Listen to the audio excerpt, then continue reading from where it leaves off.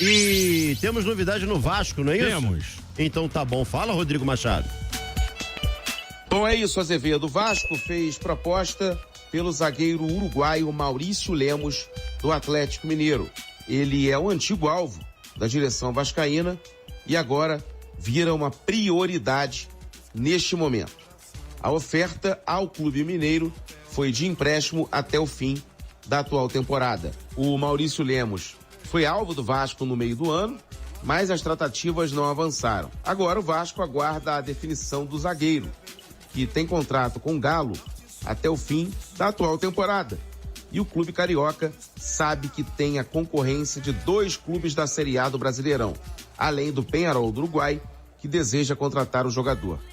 Os uruguaios apostam no fator voltar para casa para convencer o Maurício Lemos a sair do Brasil e retornar à equipe de maior torcida daquele país. Só que Pedrinho acredita que o Maurício Lemos pode vir para o Vasco pela possibilidade de aumentar as chances de retornar à seleção uruguaia. E como trunfo, o Cruz Maltino tem o caso do Pumita Rodrigues, que foi convocado pelo Bielsa, mesmo o Vasco não vivendo os seus melhores anos. O departamento de futebol do Vasco vê o Maurício Lemos como subaproveitado no Atlético e aposta na vontade do atleta em ter mais oportunidades em 2025, já que o uruguaio perdeu espaço em 2024 lá no Galo. E o Fábio Carille, claro, pediu a contratação dele.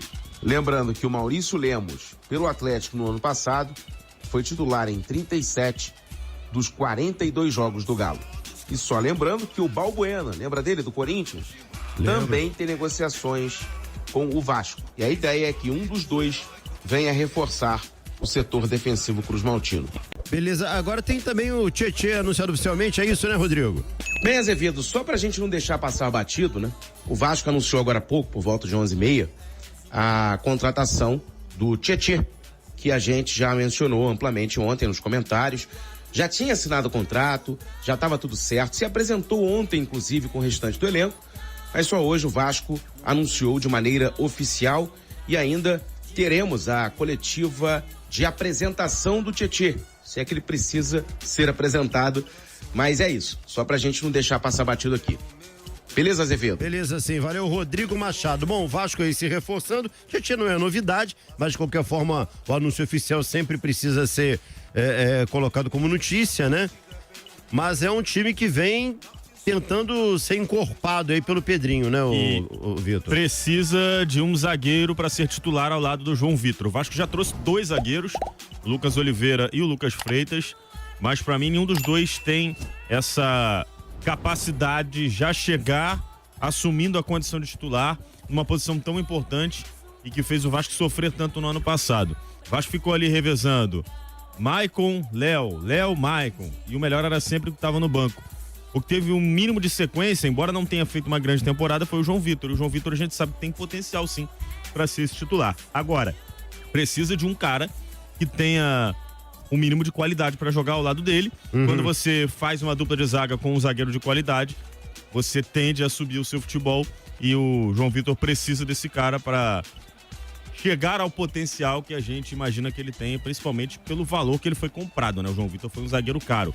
Agora, quanto ao Maurício Lemos, a gente não assiste treinos e, obviamente, não acompanho tão de perto o Atlético Mineiro como acompanho os times do Rio. Agora, me surpreende a baixa quantidade de jogos do Maurício Lemos, principalmente porque a gente viu o Atlético Mineiro jogar contra o Flamengo na final da Copa do Brasil e contra o Botafogo na final da Libertadores, com uma deficiência séria no sistema defensivo, né? O Atlético Mineiro levou 3 gols do Botafogo, tendo um homem a mais os 90 minutos. O Lianco muito criticado, o Saravia e o Mariano jogando improvisados na zaga. E o Maurício Lemos não jogava nesse time. Algum motivo tem. Será que é a questão técnica? Será que ele tá mal tecnicamente? Será que o Milito não gostava do estilo de jogo do Maurício Lemos? Isso a gente não sabe. Lesões atrapalham? Atrapalham, mas ele estava relacionado na reta final do Campeonato Brasileiro. Estava à disposição e não foi utilizado. Eu acho 16 jogos um número muito baixo para um jogador que tem qualidade na minha visão. 2023 dele foi bom, mas jogavam num time que tinha deficiências defensivas, que sofria muitos gols. Eu, sinceramente, gosto do Maurício Lemos, mas eu tenho minhas dúvidas se ele seria esse zagueiro titular para jogar ao lado do João Vitor e solucionar de vez os problemas, porque eu fico com uma pulga atrás da orelha por essa quantidade de jogos no ano passado. O Vasco com contratações modestas, já a gente vai falar mais sobre isso, né? Porque a situação do Vasco financeira vai gostar de novo. Tá periclitante e não é pra menos, né? A situação da 777. Cara, eu não gosto de ficar falando disso porque é um assunto chato. O torcedor mas também tem que falar, né? o torcedor não aguenta mais. O torcedor quer contratações, quer que o Vasco seja agressivo no mercado, mas aí a gente tem informação que os caras pagaram até maio do ano passado, quando o Pedrinho assumiu, 18% do que tinha que pagar. Então tá devendo luva pra jogador, tá devendo comissão pra empresário, tá devendo um monte de coisa e que o Vasco agora tem que arrumar uma solução. Como é que arruma uma solução e contrata jogador ao mesmo tempo? Não tem como, cara. Não existe fórmula mágica. Existe o Vasco ter cautela para trazer um novo investidor para 777. Vasco é uma SAF. Vasco não abriu mão de uma SAF. Isso a gente pode falar amplamente aqui, porque tem muito torcedor olhando assim para os nomes que o Vasco vem contratando e dizendo assim, cara, por que o Vasco não consegue contratar esse ou aquele jogador? Não tem dinheiro. Acabou. Não tem dinheiro. E para ter dinheiro, precisa vir não mecenas, mas um figurão, como era o Gregão, né, do ano passado, e que pode ainda ser ele, para investir no clube e fazer aquele aporte, né? Citei mais cedo, né, no Papo 1. Hoje um jogador do nível do Isidro Pita, que tá longe de ser um craque, custa 30 milhões. E foi pro Red Bull Bragantino, inclusive. Vai tirar esse dinheiro de onde? Não tem, gente. Não tem como. O Vasco tem que ser criativo nesse momento no mercado. Assim, se houver esse aporte, lá pro meio do ano, o Vasco pode ser mais agressivo. Mas eu tô falando rapidamente sobre isso, porque foi notícia de hoje, esse relatório entregue, né? Em que 18% das coisas foram pagas, ou seja, um desastre completo.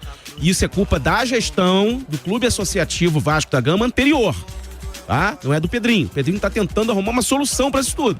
Só que tá complicado e o Vasco vai aí com um elenco do ano passado. Vários jogadores ficaram, por exemplo, Matheus Cocão ficou, né? Paê e Coutinho estão ali.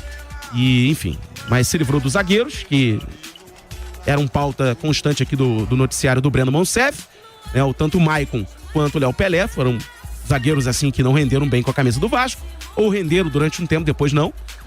O Léo foi pro Atlético Paranaense e o Maicon tá aí em via de ser anunciado pelo Coritiba. E tá tentando trazer zagueiros também, pelo menos um zagueiro para jogar ao lado do João Vitor. E por que eu tô falando sobre isso? Porque hoje tivemos a coletiva do Carille e o Carille foi muito franco. Ao ser perguntado sobre nomes, ele respondeu sim ou não.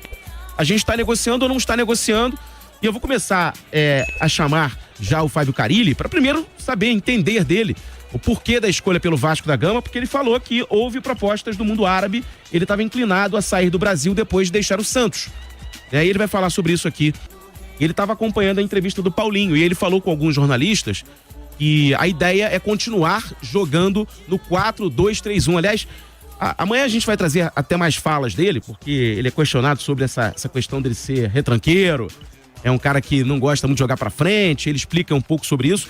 Mas esse 4-2-3-1, ele falou que pode ter variações ao longo do tempo. Mas eu não acredito, porque ele sempre joga nessa variação de 4-2-3-1. Jogou assim no Santos, jogou assim no Corinthians. Sempre. Só você pegar o Santos do ano passado. Como é que foi lá na Arábia, mas possivelmente... Ele fala que lá ele... eu não vou nem associar ao esquema. Agora, ele vem jogando assim há muito tempo em um dos clubes que ele passa e repito, não vou associar ao esquema. Sim.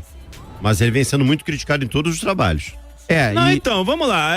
Trabalhos recentes do Carille. Ele foi criticado com o título da Série B. Foi criticado com o título da Série B. Não foi uma boa temporada do Santos. Foi campeão, não fez mais que obrigação, mas realmente o torcedor do Santos não estava satisfeito com o desempenho. Eu não sei como é que foi lá no Japão, sinceramente, não acompanho. Ele fala que foi diferente. Pode ter sido, não sei. E aí ele fala que a imprensa brasileira, que não tem obrigação de acompanhar o futebol japonês... Os números não são ruins não, tá? Os números não são ruins, agora não acompanho, não vou falar do que eu não acompanho. E a lembrança anterior que eu tenho, né? Tem passagens muito curtas pelo Santos e pelo Atlético Paranaense. É difícil até avaliar, porque foram passagens muito curtas. E a lembrança anterior, né, antes da passagem pelo mundo árabe, é justamente pelo Corinthians. Quando ele foi campeão brasileiro, depois voltou, né? Ele vai e volta, isso é 19, 18 e 17. E ele jogava nesse esquema, 4-2-3-1. Inclusive com jogadores mais lentos, jogando pelos lados do campo. O Rodriguinho, por exemplo, foi muito bem nessa época no Corinthians. Né? Ele citou, inclusive, esse trabalho dele no Corinthians, que o Corinthians conseguiu ser campeão paulista, foi quarto colocado, se não me engano, no Campeonato Brasileiro de 2019, e que era o jeito que ele arrumou para aquele Corinthians ser minimamente competitivo, enfim. Ele falou sobre isso hoje, foi muito franco a entrevista coletiva dele, mas vamos ver agora falando sobre o que eu achei bastante interessante. Vou ser bem sincero, vocês vão me conhecendo no dia a dia, muitas vezes até peco pela minha sinceridade, mas já sei que vai ser assim. Estava muito perto de sair fora do país novamente, tá? Para o mundo árabe, estava conversando com alguns clubes ali, e quando surgiu essa possibilidade eu travei tudo e falei, pô, vamos esperar para ver até onde vai. Então as conversas foram durante uns 5 dias, começa no domingo e termina na quinta, né, na quinta noite, mas foi assim, sempre falando com meus empresários que começaram as conversas, tive reuniões com os diretores, mais diretamente com o Marcelo e com o Felipe, até para entender, que eles me conhecerem melhor ainda do que eu penso do grupo, que eu poderia falar do Vasco. Então, mas assim, a partir do momento que surgiu essa possibilidade, eu travei qualquer possibilidade de sair, segurei o máximo até realmente esperar fechar com o Vasco. Assim, muito feliz por essa oportunidade, praticamente primeiro trabalho fora do estado de São Paulo, fiquei 21 dias no Atlético ali, 7 jogos, onde não trabalhei, essa é a verdade, e agora começar o trabalho numa equipe desse tamanho, com jogadores, e já começar a dar sua ideia para aquilo que você acredita, para mim vai ser muito importante, e mais uma vez, muito feliz por essa oportunidade. E ele foi perguntado, tá mesmo negociando com o Balbuena? Como é que tá esse negócio? Sim, sobre esse jogador, sim, eu conversei, um jogador que conquistamos juntos, um jogador que eu confio bastante, mas já de antemão essa possibilidade não vai acontecer, tá? Mas tenho participado junto com o Marcelo, com o Felipe, com o presidente ali todos os dias, muitas vezes até de manhã e de tarde, desde quinta-feira que eu cheguei, que eu comecei a trabalhar quinta-feira à tarde, dia 2. Então essas conversas elas estão sendo diárias aí para que a gente possa qualificar ainda mais esse grupo. Outros nomes que surgiram na mídia, né? Ou enfim, nas redes sociais, ou nesses blogs especializados em Vasco da Gama, foram os nomes do Samir e do Pedro Henrique. E esses nomes também foram levantados hoje durante a coletiva, e ele falou o seguinte sobre todos esses nomes aí. Porque eu sei quem é, mas é um nome que ainda não foi falado dentro do clube, tá? Sendo bem verdadeiro com vocês, ainda não chegou. O Balbuena tem contrato na Rússia e os russos de cara já descartaram essa possibilidade. O Pedro também foi um jogador que eu lancei ali no Corinthians, ele sobe em 2015, em 2017 ele joga bastante comigo, eu não sei como é que tá essa situação do Pedro, né? Do Balbuena tá descartado, do Pedro eu não sei como que está, e do Samir ainda não foi falado. Maurício Lemos também é outro nome que a gente tem falado aí, estamos aguardando alguma definição. Quem é o mais provável? Não é que o Vasco pode contratar, mas quem é o mais provável, assim, pelo que a gente sentiu, inclusive da própria fala do treinador, é o Maurício Lemos. O Pedro Henrique, ele confessou que não sabe a que pé está, mas sim está falando com o jogador, também foi jogador dele no Corinthians. Aliás, subiu o Pedro Henrique no Corinthians. Surgiu com ele.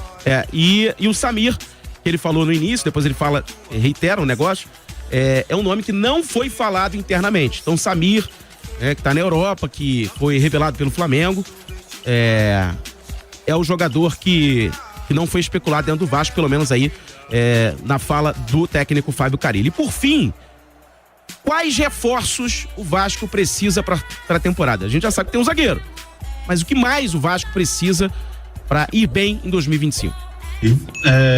É a busca por um zagueiro e jogadores que atacam profundidade, jogadores de velocidade, jogadores de lado. É um grupo, por suas características de ter muito a bola no pé, de vir buscar jogo, e a gente está buscando jogadores que agridem mais espaço, que levem a linha defensiva para trás, né? É claro que com o trabalho a gente pode melhorar esses jogadores que nós temos, mas o ideal é ter jogadores com essa característica aí para que possa incomodar mais o adversário. Tá aí, portanto, o Fábio Carilli, a coletiva, assim, pra quem não acompanha... coletiva do Carilli, hein, cara? Do Carilli, exatamente. Do Carilli. Ele fala. Eu vou tentar trazer algumas falas mais curtinhas amanhã também sobre outros assuntos. Ele fala do CT, ele fala como é que ele enxerga o elenco do Vasco, se, enfim, ele acha que é muito inferior, se o elenco é equilibrado, não pode ser, mas tem um elenco minimamente que pode ser trabalhado, o Verratti, questão do Verratti também, de como é que ele pode jogar com o Verratti como homem de referência ali, enfim. Cara, você vai trazer esse debate depois, mas ele fez o Jô, né?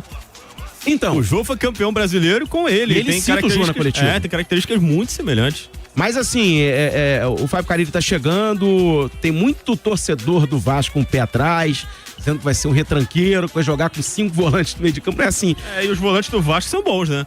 Mas tem Jair, Tietê, Paulinho. Isso. E amanhã, eu prometo aqui pra alegria de Bruno Azevedo, ele vai responder uma pergunta, fazer aqui o debate pra gente, né? Se Paê e Coutinho podem jogar juntos.